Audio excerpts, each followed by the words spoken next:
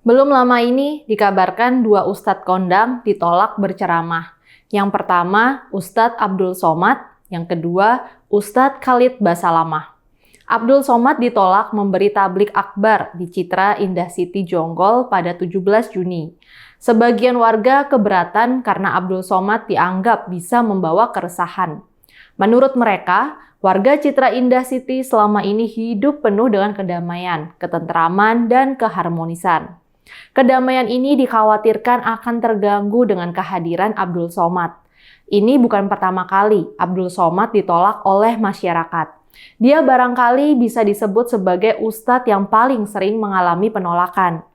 3 tahun yang lalu, Abdul Somad batal menjadi pengisi kuliah umum di Masjid Kampus UGM Yogyakarta.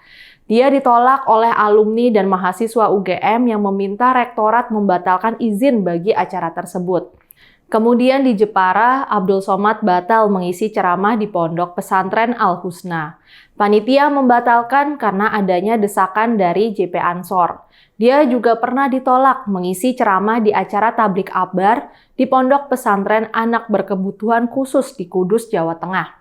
Pembatalan juga terjadi setelah adanya keberatan masyarakat. Yang banyak dibicarakan juga adalah penolakan kedatangan Abdul Somad untuk berceramah di Singapura dan ke Hong Kong. Tapi dalam kedua kasus itu, penolakan dikeluarkan oleh pemerintah setempat, bukan oleh masyarakat. Ustadz yang juga mengalami nasib serupa adalah Khalid Basalamah. Khalid Basalamah ditolak memberi ceramah di Institut Pemerintahan Dalam Negeri (IPDN).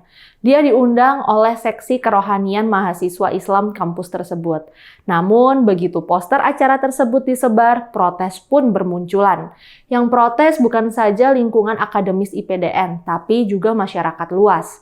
Protes bahkan ditujukan kepada Menteri Dalam Negeri Tito Karnavian. Ini dilakukan mengingat IPDN adalah sebuah lembaga pendidikan di bawah naungan Kementerian Dalam Negeri. Khalid memang selama ini sering mengucapkan kalimat-kalimat kontroversial.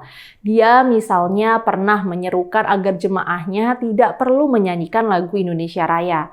Dia juga pernah menyatakan wayang adalah budaya yang tidak sejalan dengan Islam. Akhirnya, Rektorat IPDN memutuskan untuk membatalkan acara ceramah tersebut. Apa yang terjadi pada kedua ustadz itu adalah yang saat ini di dunia sering disebut sebagai cancel culture. Sebagaimana namanya, yang dimaksud dengan cancel culture adalah praktek pelarangan orang untuk bicara dalam berbagai forum karena apa yang dikatakan atau yang dilakukan orang itu sebelumnya. Namun ini terutama berlaku pada pelanggaran yang bukan dilakukan oleh pemerintah atau negara. Cancel culture adalah gerakan yang diawali inisiatif masyarakat. Di masa lalu, sebenarnya aksi protes masyarakat sudah juga berulang kali dilakukan. Namun sekarang ini semakin marak karena adanya media sosial. Dulu untuk melakukan protes terhadap kehadiran seseorang tokoh yang kontroversial harus banyak usaha yang dilakukan. Misalnya, harus mengumpulkan orang dulu, meminta tanda tangan, berjalan bersama-sama, mendatangi lembaga yang mau diprotes, dan seterusnya. Kalau yang sekarang, caranya jauh lebih mudah. Cukup dengan menulis pernyataan sikap atau membuat video yang disebar melalui media sosial, protes bisa dengan segera disebarkan. Penolakan terhadap Abdul Somad misalnya dilakukan oleh sekelompok warga Citra Indah City melalui video. Video itu kemudian disebar sehingga diliput oleh media. Begitu juga dengan penolakan Khalid Basalamah. Protes ke IPDN dilakukan melalui media sosial, terutama melalui Twitter, dengan tagar penolakan terhadap Khalid Basalamah. Ternyata efektif. Sebelum ini, kasus-kasus penolakan serupa juga terjadi, bukan hanya terhadap para pemuka agama kontroversial. Misalnya saja kita bisa ingat kasus Mario Teguh dan Gofar Hilman. Mario Teguh diprotes netizen setelah terungkap perlakuan dia terhadap anak kandung dan istri pertamanya di masa lalu. Sementara Gofar Hilman diminta untuk mundur sebagai penyiar Prambors karena dia dianggap sering melecehkan perempuan. Mario dan Gofar kemudian benar-benar mundur dari Metro TV dan Radio Prambors. Gerakan cancel culture ini sendiri dimulai dari Amerika Serikat. terutama dikaitkan dengan dua gerakan Me Too dan Black Lives Matter.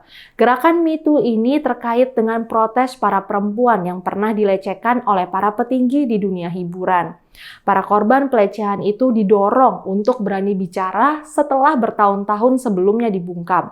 Ini diikuti dengan aksi pemboikotan. Jadi, masyarakat beramai-ramai menyatakan tidak akan menonton film yang dimainkan atau disutradarai oleh pelaku pelecehan seksual. Atau masyarakat mendorong perusahaan film untuk memutus kontrak dengan pelaku pelecehan seksual. Begitu juga dengan gerakan Black Lives Matter. Ini adalah gerakan terkait banyaknya tindakan kekerasan terhadap warga kulit hitam. Masyarakat meminta tokoh-tokoh yang dianggap melecehkan kulit hitam diboikot dan dilarang tampil di ruang publik. Apa yang terjadi di Indonesia memiliki kemiripan dengan Amerika. Namun demikian, tidak semua pihak setuju dengan cancel culture. Para pejuang hak asasi dan kebebasan berbicara menganggap cancel culture berbahaya bagi demokrasi. Menurut mereka, seharusnya siapapun boleh berbicara, termasuk orang-orang yang dianggap menyebarkan permusuhan atau pernah melakukan pelecehan seksual dan sebagainya.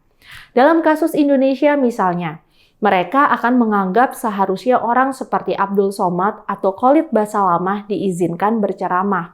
Itu adalah bagian dari hak asasi yang harus dilindungi. Benarkah begitu?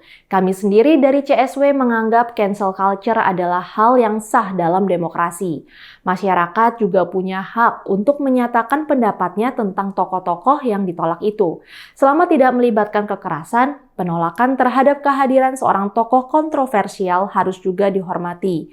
Apalagi dalam kasus Indonesia, memang ada banyak tokoh yang bisa memprovokasi permusuhan, kebencian, atau bahkan kekerasan. Masyarakat tentu bisa dong menyatakan penolakannya.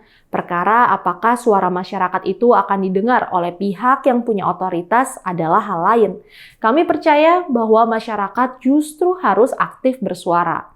Cancel culture adalah indikasi bahwa warga bisa berpengaruh. Cancel culture adalah sehat bagi demokrasi. Saya, Rizka Putri, undur diri.